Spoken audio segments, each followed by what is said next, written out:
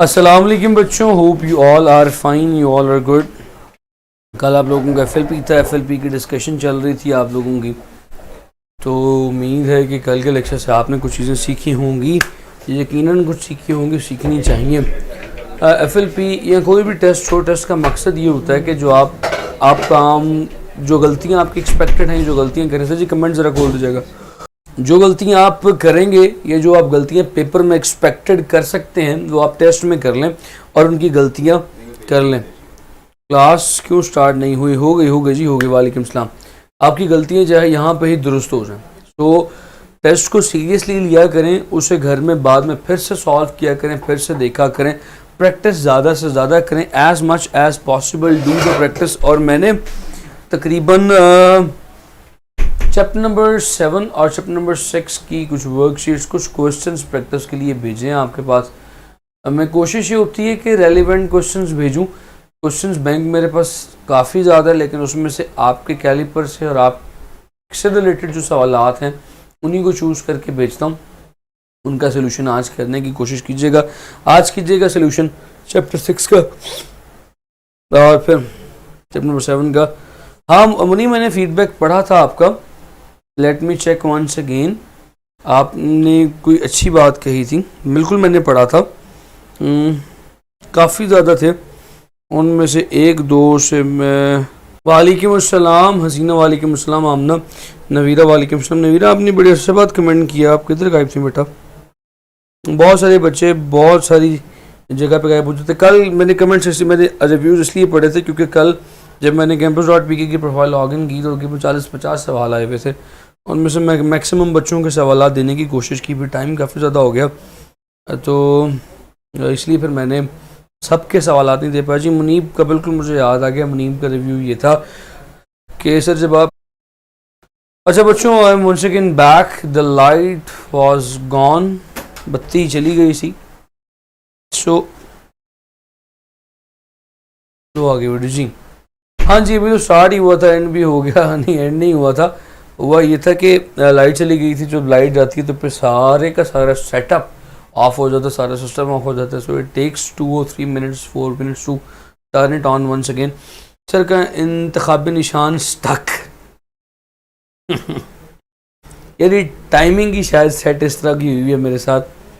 अच्छा मुनीब भाई ने ये कहा था कि सर जब आप टॉपिक करवा दिए करें तो हर मतलब बच्चों से ये ना पूछा करें कि समझ आ गई, पूछा ये करें कि जिसको टुडे, वाह अब बात ले जी बच्चों, स्टक अगेन। हाँ जी स्टक, मेरा मेरा मुझे ना घर में प्यार से स्टक कहते हैं सर सारे, मतलब मेरा निक नेम है स्टक रजा, हसन रजा नहीं, स्टक रजा। तो मेरी छेड़ बन गई हर तरफ, स्टक तो लफ्ज़ भी अजीब सही है। हाँ मुझे पता है मुनीब यार, मुझे I know it, I respect it, I literally adore it, I respect your concern, जज़ाकल्लाह यार। तो आगे चलते हैं, आगे कहाँ चलते हैं? काम भी शुरू नहीं किया, आगे क्या चलना है? काम भी शुरू नहीं किया और 20 मिनट गुजर गए। So we were talking about chapter number 8, chapter number 7 भाईजान। चैप्टर नंबर 7 पे हम लोगों की डिस्कशन चल रही थी। Chapter number 7 was regarding oscillations.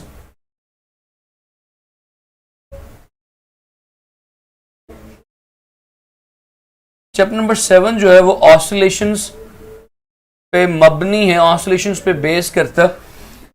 हमने बड़ी बेसिक बात, सर मेरा जवाब अभी तक नहीं आया, जवाब नहीं आया, खैरी शराज यार मैं कुछ भूल रहा हूँ, ज़रा मुझे बताइएगा किस चीज़ का जवाब, जहाँ मेरे लोग जवाब ही वो वाला जवाब कह रहे हैं, कौन सा जवाब कह रहे हैं? Half the new constant. देखें if spring constant is half, spring constant half ही हो गया हबीबा, तो नया स्प्रिंग कांस्टेंट वो k/2 ही आएगा, हाफ हो गया ना। उसमें तो चैप्टर 7 लाइट है, उसमें चैप्टर नहीं, उसमें टॉपिक्स लिखे होते हैं। एमडी कैट और नम्स में कभी भी चैप्टर नहीं लिखे होते। एमडी कैट और नम्स का टॉपिक जो कोर्स होता है, मैंने वो बताया हुआ है कि वो ब्लेंड होता है एफएससी ए लेवल्स का और कुछ चीज़ें फेडरल की शामिल होती हैं, तो उसमें हमेशा टॉपिक्स लिखे होते हैं। टॉपिक 1, टॉपिक 2, टॉपिक 3, वहाँ पर टॉपिक वाइज करवाया जाता है, क्योंकि हम लोग चैप्टर से फेमिलियर है तो मैं हमेशा चैप्टर के साथ करवाता हूँ। ये टॉपिक नंबर 6 या 7 बनता है एमडी गैट का, और टॉपिक नंबर 6 बनता है एमडी गैट, 6 या 7 बनता है नम्स का, और 6 बनता है एमडी गैट का, ठीक है। ले जी अब्दुल हादी खैरियत है यार, वावे कल गुस्सा करके मेरी बात का है। अब्दुल हादी आप काफ़ी मेरे ख्याल में मेरी बात को दिल पे लगा गए हैं, सीरियस ले गए हैं ना। चलें अच्छी बात है, दिल पे बातें लगाएंगे तो फिर ही आगे निकलेंगे ना, तो फिर ही सीरियस होंगे। सर जी आपसे हफ्ते पहले क्वेश्चन किया था, आपने कहा था सोल्यूशन, ओ यस शराज। चलें आज के लेक्चर में वो क्वेश्चन करवा देता हूँ, लेक्चर में करवा देता हूँ, मैं फिर भूल जाऊँगा। हालांकि मैंने कल बहुत सारे लोगों को सवालात भेजे हैं, आपका नाम ना कहीं नीचे करके मैसेंजर में होगा, इसलिए आपको भेजना भूल गया। हालांकि मैंने कल खोला हुआ था और काफ़ी बच्चों को सोल्यूशन जो उनके थे वो मैंने भेजे हैं। लो भाई, ऑसिलेशंस पे बात कर रहे थे, मास स्प्रिंग सिस्टम पे बात हो गई थी। हमने बता दिया है वो सेइंग के सर सबसे ना पूछा करें समझ आ गई कि नहीं, सिर्फ एक आधे बच्चे से पूछा करें कि जिनको समझ नहीं आई। ये पॉइंट था, लेकिन आई रिस्पेक्ट हम, इसने मतलब भलाई के लिए कहा कि टाइम से ज़्यादा वेस्ट होता, सिर्फ वही बच्चे उन्हीं से पूछ लिया करें कि जिनको समझ नहीं आई, ताकि वही बताया करें। जिनको समझ आ गई होती है वो भी कमेंट्स करना शुरू कर देते हैं, फिर उससे देर लग जाती है। सो इसकी बात ठीक थी। तो भाई बात शुरू करते हैं। Now the topic is I am going to talk about the relation between phase and wavelength, phase और लैम्डा का रिलेशन। थोड़ी सी तवज्जो के साथ बात आप लोगों ने सुननी है, और गौर से और खामोशी के साथ सुननी है। इधर उधर डिस्ट्रैक्ट मत होइएगा, जिस तरह भी आप लोग शुरू हुए हुए डिस्ट्रैक्ट मत होइएगा, सिर्फ काम की तरफ तवज्जो कीजिएगा, वरना मिस कर देंगे, आपका लॉस हो जाएगा और कुछ नहीं होगा। मान लीजिए कि आपके पास एक बॉडी वाइब्रेट कर रही है। अब वाइब्रेशन की जो वेव होती है वो कुछ इस तरह से है, vibration wave looks like this. Vibratory wave जो है, सिंपल हार्मोनिक मोशन की वेव कुछ इस तरह से इस तरह दिखाई देती है। आपको पता है कि जब ये एक मुकम्मल क्रेस्ट और ट्रफ हो जाए तो इसे हम 1 लैम्डा बोलते हैं, यानी कि this point corresponds to 1 complete lambda. इस पॉइंट तक जो फासला है, जो पाथ है, वो 1 कंप्लीट लैम्डा। और इस पॉइंट पे क्योंकि आधी वेव है तो obviously this point will correspond to lambda by 2। अब ये मजीद वेव का आधा हिस्सा है, so this point will correspond to lambda by 4, ऐसे ही है। और ये क्योंकि 3/4 है वेव का, इस पॉइंट को हम बोलेंगे 3/4 है 3 लैम्डा बाय 4। सो ये तो बातें बड़ी जनरल सी हैं। हमने वेव के 4 हिस्से कर दिए, एक हिस्सा क्वार्टर, एक हिस्सा हाफ, एक हिस्सा 3/4 और एक कंप्लीट वेव। सिंपल सी बात है, इसमें मैंने कोई टेक्निकल और कोई मुश्किल बात नहीं। अब अगर मैं इस वेव को एंगल्स के तौर पे डिवाइड करूं, एंगल्स के तौर पे स्लॉट करूं, तो किस तरह होगा। आप जानते हैं कि जब चक्कर मुकम्मल हो जाता है उस वक्त जो एंगल होता है इस पॉइंट पर, that angle would be called as 2 pi radians, ऐसे ही है। और जब चक्कर शुरू होता है वो 0। हाफ चक्कर पे, आधे चक्कर पे 180 डिग्री बोले तो 2 पाई का हाफ यानी पाई रेडियंस। पाई का हाफ यहाँ पे पाई बाय 2 रेडियंस, इसको 90 डिग्री बोलते हैं। और इस पॉइंट पे जो एंगल बनेगा that would be 2 pi by 3 radians. सो हमारे पास हर पॉइंट पे उसके कोरस्पॉन्डिंग बोले तो उसके सामने वाला फेज और पाथ दोनों है। यानी अगर आपसे कोई पूछ ले कि भाई अगर पाथ लैम्डा बाय 2 हो तो उसमें फेज क्या होगा, phase would be pi radians. So इस तरह एक सवाल करवाता हूं, सवाल करवाने के बाद चीजें समझ में आएंगी। अगर आपसे कोई पूछ ले कि पाथ हैज 3 लैम्डा बाय 4 तो उसके कोरस्पॉन्डिंग फेज क्या होगा। कोरस्पॉन्डिंग बोले तो उसके सामने वाला फेज होगा 2 पाई बाय 3। मगर कहानी थोड़ी सी बदल जाती है जब सवाल की नेचर बदलती है। अगर सवाल आपसे कुछ इस तरह का पूछा जाए, फॉर पाथ 5 लैम्डा बाय 2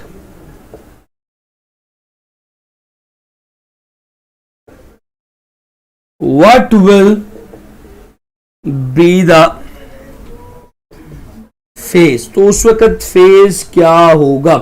अगर पाथ रिपीट कर दूं, कोई बात नहीं, मैं रिपीट कर देता हूं। मैंने बड़ी सिंपल सी बात की है, मैं सवाल मिटा दूं। मैंने एक पूरी चक्कर को, पूरी वेव को 4 हिस्सों में तोड़ा। पहले वेवलेंथ के लिए पूरी वेव, ये point lambda, half wave lambda by 2, quarter wave lambda by 4, 3 quarter 3 lambda by 4।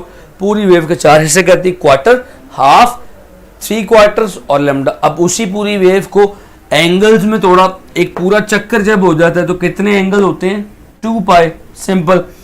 अगर आधा हो, हाफ को पाई कहते हैं, हाफ सर्कल पाई यानी 180 डिग्री, उसका हाफ 90 डिग्री। तो 0, 90, 180 और 270 जिसे बोलते हैं 2 पाई बाय 3, और पूरे चक्कर पे 2 पाई। सवाल ये था कि अगर पाथ 3 लैम्डा बाय 4 हो तो उसके कोरस्पॉन्डिंग यानी उस पॉइंट पे फेज क्या होगा।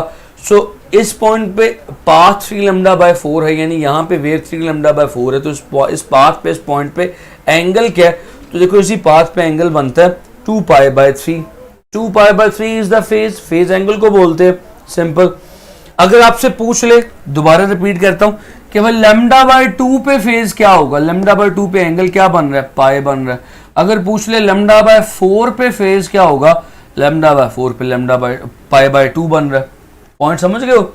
यानी कि उस पॉइंट के कोरस्पॉन्डिंग एंगल क्या है। यहां बाजू का तो आपको एंगल दे के पूछ लेता है उस पॉइंट का पाथ बताएं क्या, यानी अगर पाए आपको एंगल दिया जाए और पूछ लिया जाए इस पाए का पाथ क्या होगा, इस पाए पे पाथ क्या है? Lambda by 2। सिंपल। तो भाई सवाल में लिख रहा था, सवाल है for path 5 lambda by 2 what, पहले भी WA लिखा गया था। What will be the phase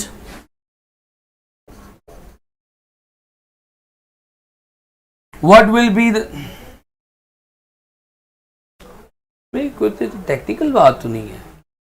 चलिए मैं दोबारा करवा देता हूं, इसमें शायद आप लोग सिंपल एफएससी की बात है, एफएससी का टॉपिक है, it is not that much technical जितना आप लोग इसको सब परेशान हो गए लेके। अब मेरे साथ साथ रहिएगा जरा। एक पूरी सिंपल हार्मोनिक मोशन की वेव ये बना दी। अब आप लोगों ने तवज्जो इधर उधर नहीं करनी, मेरे साथ साथ रहना। ऐसे ही ना, बॉडी निकली मीन पोजीशन से एक्सट्रीम पोजीशन तक गई, वापस मीन पोजीशन पे निकली, दूसरी एक्सट्रीम पे गई, फिर मीन पोजीशन पे आ गई। तो ये पूरी वेव को क्या बोलते हैं? पूरी वेव मतलब 1 वेवलेंथ। ये पूरा फासला कितना है?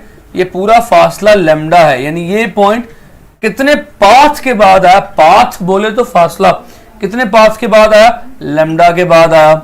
सो भाईजान ये हाफ लैम्डा नहीं हो जाएगा, half wave. So this is called half lambda.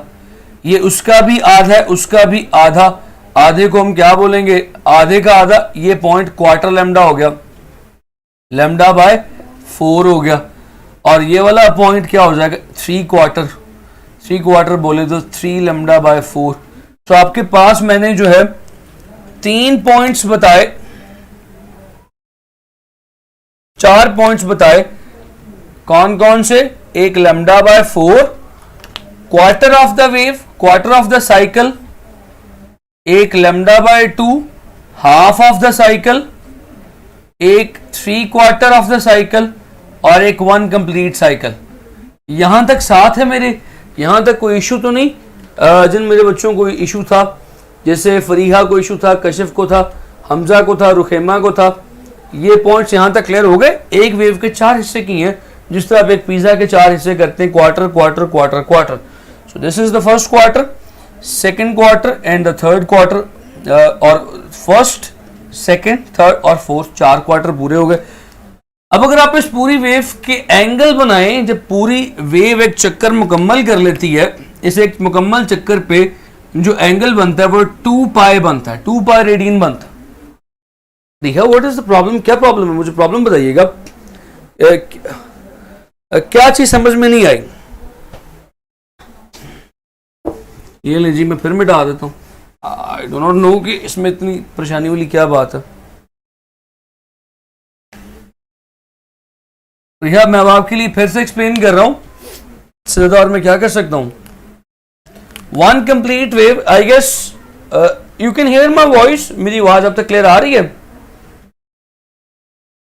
सो ये एक वेव कंप्लीट, इस वेव के 4 टुकड़े करें, पहला ये, दूसरा ये, तीसरा ये और चौथा ये वाला, 4 टुकड़े हो गए पूरे, राइट।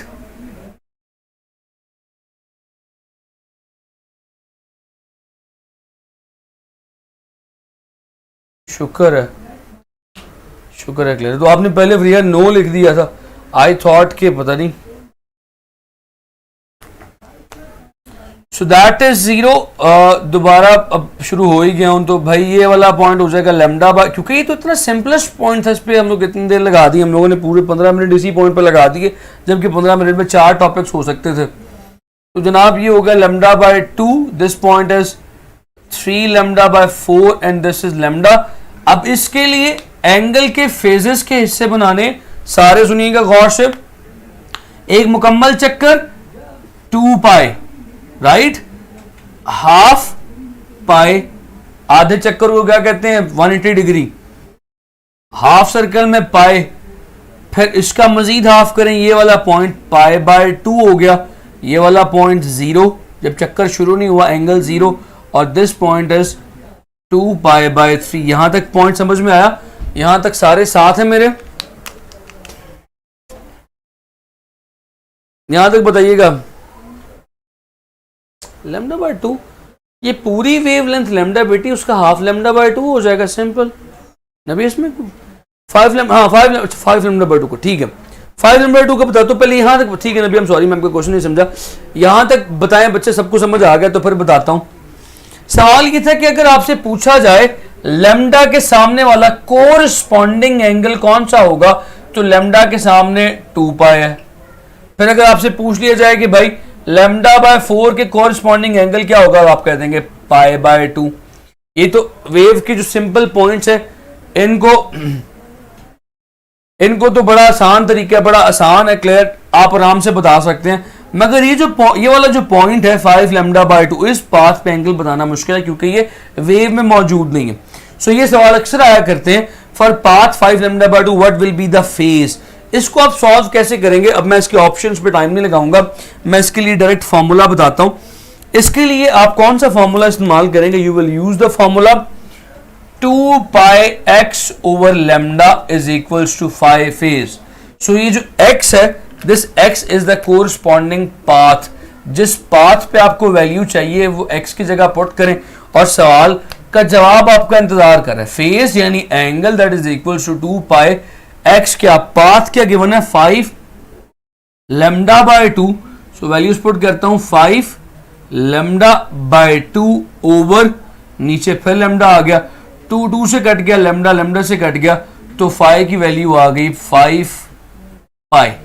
आपके पास रिक्वायर्ड सोल्यूशन, ये लें जी, सोल्यूशन आपके पास आ गया। इसका कोरस्पॉन्डिंग फेज होता 5 पाई। लें जी, यहां पे किसी बच्चे को कोई प्रॉब्लम है तो बताए। ठीक हो गया, जबरदस्त। आगे चलते हैं। वो आपने जो एक टॉपिक किया था, uniform circular motion and simple harmonic motion, उस टॉपिक के जो रिजल्ट्स थे, क्योंकि ये लॉन्ग क्वेश्चन तो हमने नहीं करने ना, अभी डेरिवेशंस तो नहीं करने, हमारे लिए एंट्री टेस्ट में इंपॉर्टेंट रिजल्ट्स हैं। तो भाईजान वो जो रिजल्ट्स थे, उन रिजल्ट्स को अपने सामने लिखते हैं, उन रिजल्ट्स में से जो इंपॉर्टेंट चीजें निकलती हैं वो निकाली जाते हैं। सबसे पहली बात डिस्प्लेसमेंट की थी, तवज्जो के साथ स्पीड थोड़ी सी पकड़ने लगा हूं। डिस्प्लेसमेंट के लिए जो इंस्टेंटेनियस डिस्प्लेसमेंट के लिए जो फॉर्मूला हमारे पास आया था वो था x is equal to x not sine of theta.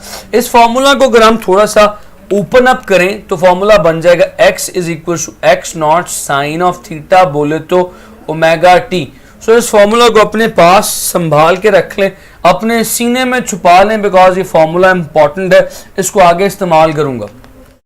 तो ये x लिखा हुआ, y ने लिखा हुआ, अच्छा, ये फॉर्मूला किसके लिए वैलिड है?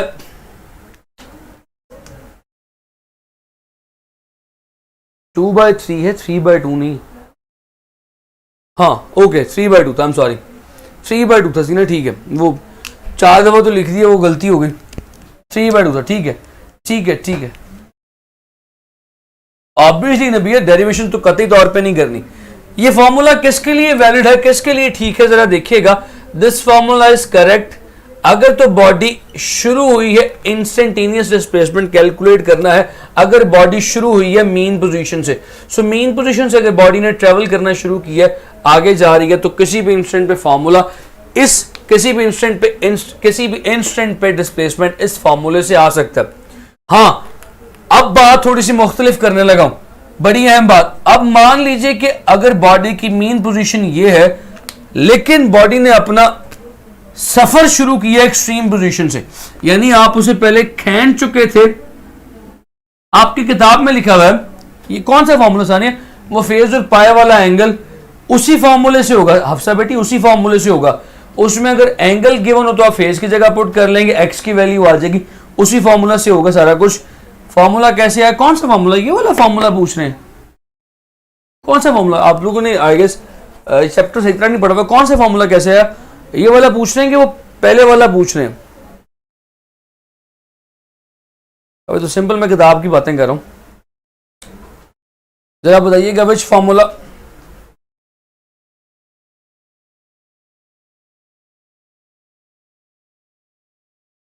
ये फॉर्मूला कहां से आया? डेरिवेशन की थी किताब में, डराइव हुआ, I am not gonna derive it once again. अब ये फॉर्मूला थी यार, ये तो बड़ी बच्चों क्या हो गया आप लोगों को आज, मुझे बड़ी हैरानगी हो रही है लिटरली। भाईजान ये देखिएगा, बचपन में पढ़ा था omega is equal to theta over T. So theta किसके इक्वल आएगा, theta is equal to omega T. ये सारी बातें जो पढ़ा बता दी हुई है, आप लोगों ने पढ़ी भी हुई है। ये फॉर्मूला बुक में डराइव्ड है, बुक में लिखा हुआ है। अब डेरिवेशन ऑब्वियसली बताया था कि ये नहीं होगी, डेरिवेशन नहीं करवाऊंगा। तो ये x is equals to x not sine of theta की जगह ओमेगा टी पुट कर दिया, इसमें कोई परेशानी वाली बात नहीं है। It is what we have already done. अब तो आगे समझ में आ गया होगा, अब तो आगे चल सकता हूं। तो बुक के सिर्फ रिलेशंस लिख रहा हूं, अभी तो अप्लाई भी नहीं करवाया।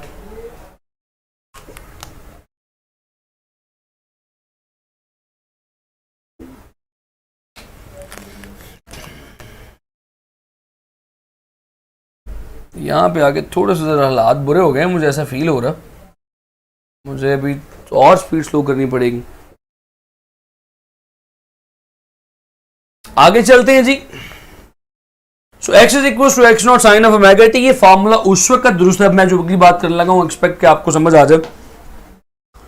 ये फॉर्मूला उस वक्त दुरुस्त है, इंस्टेंटेनियस डिस्प्लेसमेंट का ये फॉर्मूला उस वक्त दुरुस्त है जब बॉडी मीन पोजीशन से अपने सफर का आगाज करे।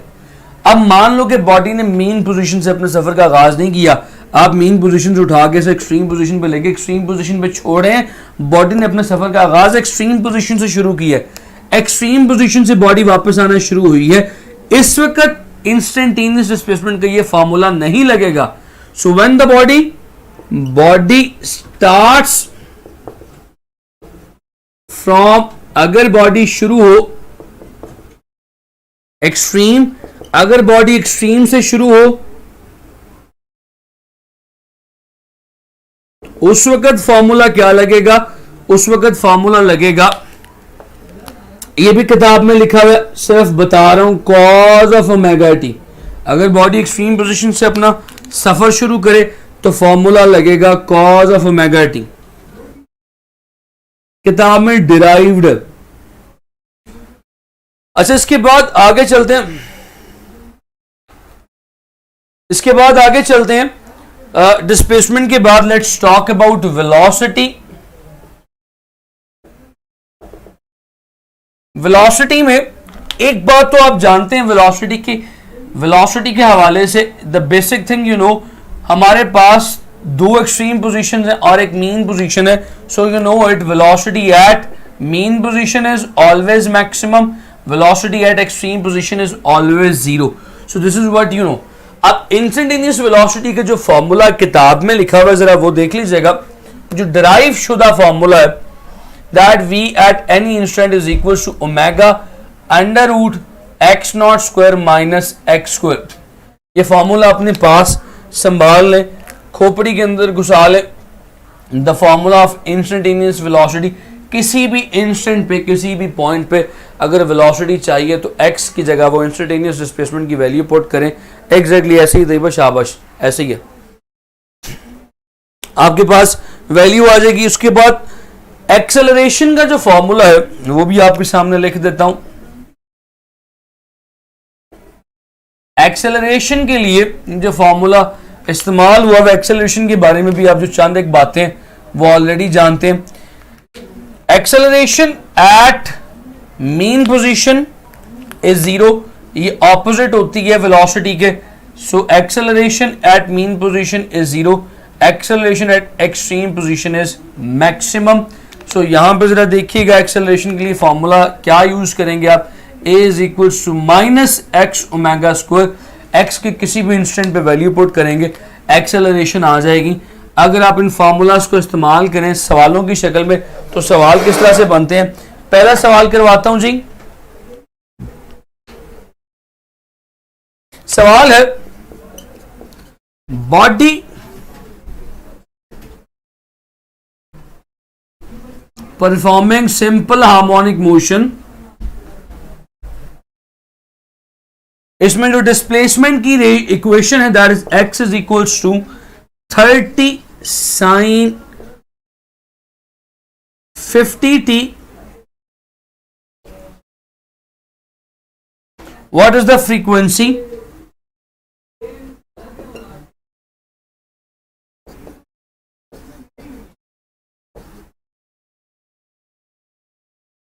उसकी फ्रीक्वेंसी क्या होगी? ऑप्शंस दे देता हूं सामने।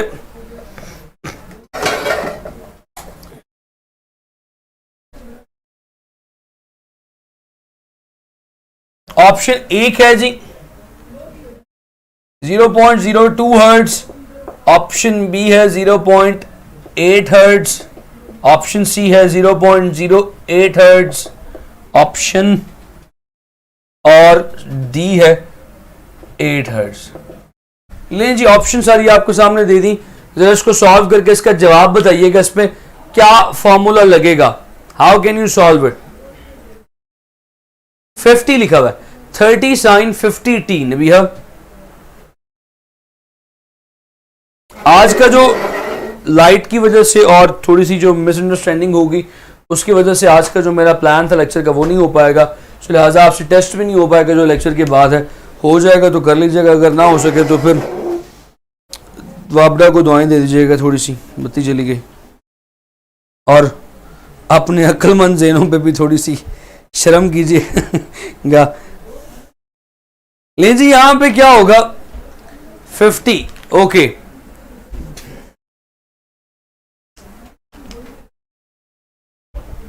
सवाल को तोड़ने की कोशिश करें।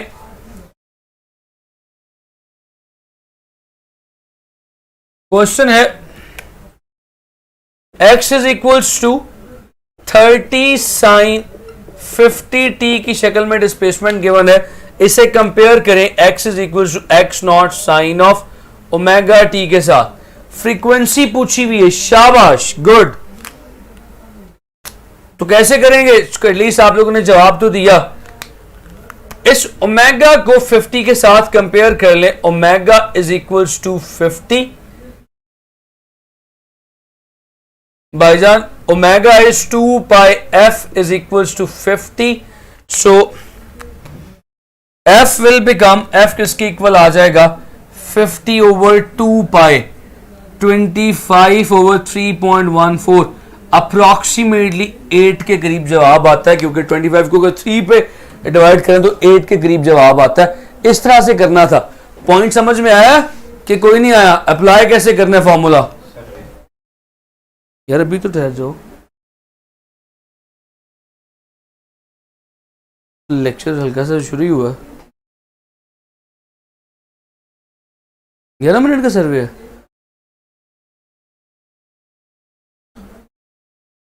अच्छा जी सर्वे आ गया, मुझे सिर्फ ये बता दें कि ये पॉइंट समझ में आ गया कि नहीं, फिर आगे मूव ऑन करूं।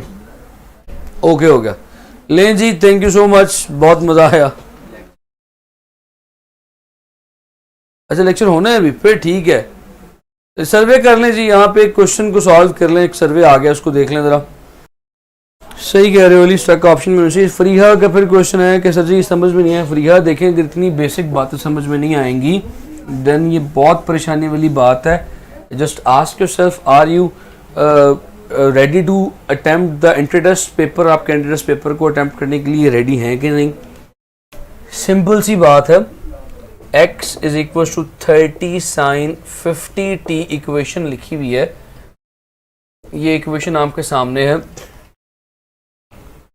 इसे कंपेयर करें डिस्प्लेसमेंट की इक्वेशन के साथ, x is equal to X not sine of omega T. आपसे फ्रीक्वेंसी पूछी जा रही है, सारी इक्वेशन का आपसे कोई ताल्लुक नहीं, सिर्फ आपका ताल्लुक है ओमेगा का। ओमेगा किसके इक्वल निकला? साइन इधर भी है, x not x x T T, सिर्फ ओमेगा किसके इक्वल आना चाहिए? 50 के। सारी इक्वेशन में से फ्रीक्वेंसी ओमेगा ने देनी है। ओमेगा है 2 पाई एफ के इक्वल, जो 50 की एक्सरसाइज के क्वेश्चन है, आपके एक्सरसाइज में भी ऐसे क्वेश्चन है। फ्रीक्वेंसी किसके इक्वल आएगी? 50 ओवर 2 पाई, पाई को 2 को 50 से काट दें, 25 ओवर 3.14। 24 को 3 पे डिवाइड करें 8 आता है, 24 से बड़ी चीज़ है 25 और 3 से बड़ा 3.14, तो अप्रॉक्सीमेटली जवाब 8 ही आएगा। आप समझ में आया पॉइंट फरीहा? जरा कमेंट छोड़िएगा। आपकी बेसिक्स फरीहा नहीं बनी हुई, बहुत कमज़ोर हैं, इसलिए कंफ्यूज आप हो रही हैं। ऑब्वियसली यार 8 जवाब है, राइट ऑप्शन इज डी। थोड़ा सा साथ पार्टिसिपेट करें, देखें हर चीज का एक हल है। बीइंग एल्डर ब्रदर समझाने लगूं, मैं एक being an elder brother, Fariha और फरीहा के जैसे जितनी भी स्टूडेंट्स हैं, इसमें कसूर फरीहा का नहीं है। फरीहा एक ड्रामा था, मुझे वो याद आ गया। इसमें हेलो, आज सर जी मैंने गोली मार दे हो तो सदीक के सेंटर थले छोड़ दो आज। भाईजान आप ऐसे समझे कि आप ये आवाज़ आपके दिल से आ रही है, आंखें बंद करके मेरी बातें सुने। तो मैं ये बात कहने लगा था कि फरीहा और फरीहा जैसी मेरी जितनी भी छोटी बहनें और मेरे भाई हैं जिन्हें थोड़ी सी प्रॉब्लम हो रही है यहाँ पे पॉइंट्स को क्लियर करते हुए, just make one thing and just put one thing in mind. ऐसी चीज़ों को आपने चैप्टर को साथ साथ पढ़ना। जब हमारी बेसिक्स कमज़ोर होना तो किया ये करें कि 7 चैप्टर पढ़ें फिर लेक्चर लें, पहले चैप्टर पढ़ें फिर लेक्चर लें, क्योंकि अगर आपका चैप्टर ही क्लियर नहीं होगा ना तो एंट्री टेस्ट का जो लेक्चर है वो चैप्टर से 2 स्टेप्स फॉरवर्ड है। अगर आपको पिछली चीज़ नहीं पता तो ऑब्वियसली यही होगा कि आपको फॉरवर्ड चीज़, अगली चीज़ समझ में कतई नहीं आएगी, पल्ले ही नहीं पड़ेगी, समझ नहीं आएगा क्या चल रहा है, चलेगा चाइनीज़ में कुछ चल रहा है। तो कोशिश करें कि साथ साथ चैप्टर को पढ़े। अगर आपका किसी हर बच्चे का हर चैप्टर स्ट्रांग नहीं हो सका, जैसे जब मैं एफएससी में था मेरा चैप्टर नंबर 11 और चैप्टर नंबर 6 इंतहाई कमज़ोर था फ्लूइड डायनामिक्स का। इसी तरह हर बच्चे का कोई ना कोई चैप्टर वीक होता है, तो उस वीक चैप्टर के लिए तरीका ये है कि जब आप एंट्री टेस्ट में आए तो चैप्टर को पहले पढ़ के आए। ठीक है, फिर यह दिल पे नहीं लगानी है बात, इसको सॉल्व करना है। हर चीज़ का सोल्यूशन है। हज़रत अली फरमाते हैं कि परेशानी जो है वो हालात से पैदा नहीं होती, ख्यालात से पैदा होती है। So if you will just put this thing on your heart, क्या है मैं क्या करूं, परेशान हो जाऊंगी, अब क्या होगा, तो आप परेशान होंगे और वाकई रिजल्ट आपका ख़राब होगा। आपको टाइमली प्रॉब्लम पता चल गई, उसका सोल्यूशन करने की कोशिश करें। दिल ही नहीं है सर जी, उन फिजिक्स के तो समझ आनी है, सारी तवज्जो से दूसरे पास है, दिल ही नहीं। अब मैं इस बात को क्या समझूं, हद नहीं हो गई यार। हाँ हबीबा का सर जी दिखाइए सर। हबीबा क्या कहती है, 2-3 सवाल आ गए।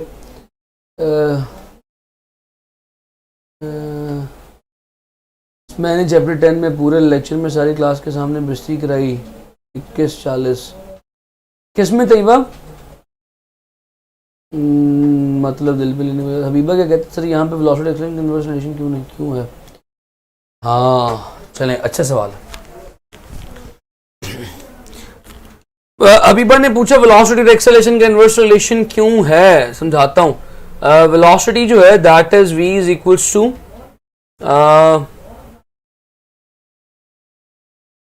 जो formula that is omega into under root of x not square minus x square, और दूसरी तरफ एक्सेलरेशन का जो formula that is minus x omega square. तो दोनों फॉर्मूलाज को अगर आप कंपेयर करें ना, तो एक्सेलरेशन हमेशा it is directed towards mean position. जितना मीन पोजीशन से ज्यादा फासला होगा एक्सेलरेशन की वैल्यू उतनी ज्यादा होगी। अब क्योंकि ये बात सिंपल सी है, कॉमन सी है कि जब बॉडी ने हाईएस्ट पॉइंट पर जाके अपनी पोजीशन को अपनी डायरेक्शन को रिवर्स करना है, ये देखिएगा ये बॉडी आगे जा रही है, आगे जाके जब वापस मुड़ने लगेगी तो मुड़ने से पहले उसे 1 मिनट के लिए रुकना पड़ेगा, रुक के फिर वापस आएगी। So that's why highest point पे हम वेलोसिटी को 0 लेते हैं, जबकि एक्सेलरेशन जो वो डिस्प्लेसमेंट के डायरेक्टली प्रोपोर्शनल है। हाईएस्ट पॉइंट पे एक्सेलरेशन मैक्सिमम हो जाती है और वेलोसिटी 0 हो जाती है। ठीक है, ठीक है अबीबा। सो एक सवाल और करवाता हूँ, आज का लेक्चर तो बस ऐसे शुगर में चला गया। सवाल है जी, अच्छा ये भी इंपॉर्टेंट सवाल है, फ्री है बेटी, इसका क्वेश्चन, इस क्वेश्चन का जवाब देने की कोशिश करनी है आपने। A simple harmonic oscillator has time period of 10 seconds. Simple harmonic motion का टाइम पीरियड है किसी 10 seconds. What is the correct relation for acceleration? L apart. Correct relation for acceleration क्या होगा? ऑप्शन ए है -10x, ऑप्शन बी है -20 पाई x, option C है 20 पाई का square x, option D है -पाई स्क्वायर ओवर 25 इंटू एक्स। ले जी जवाब दें। एक्सेलरेशन का फॉर्मूला है a is equal to -x omega square, omega की वैल्यू पुट कर ले -x 2 pi by capital T का स्क्वायर। सो भाईजान -x 2 पाई का स्क्वायर ओवर कैपिटल T जो है वो 10 का स्क्वायर, 10 इससे कट जाएगा, ये हो जाएगा a is equal to -x pi square pi over 5 का होल स्क्वायर, हो जाएगा -x पाई स्क्वायर ओवर 25। ठीक है, सो डी ऑप्शन करेक्ट है। होप सो पॉइंट समझ आ गया होगा, पॉइंट समझ आया। ये क्या नाम है जी, बाबा की एंजल, वाह। अच्छा मैं समझता था कि ऐसे नाम, फेक नाम रखने की आदत सिर्फ लड़कों को ही है, मगर ठीक है जी, सही, मैंने आज नाम पढ़ा। ले जी यहां तक पॉइंट्स क्लियर हैं, ये क्वेश्चन समझ में आ गया, इतना तो बता दो जालिमो। ले जी बस फिर आज यहाँ पे इतना ही काफी है। जब सितारे साथ ना दे रहे हो तो फिर ज्यादा खपना नहीं चाहिए, आज के लिए इतना ही काफी है।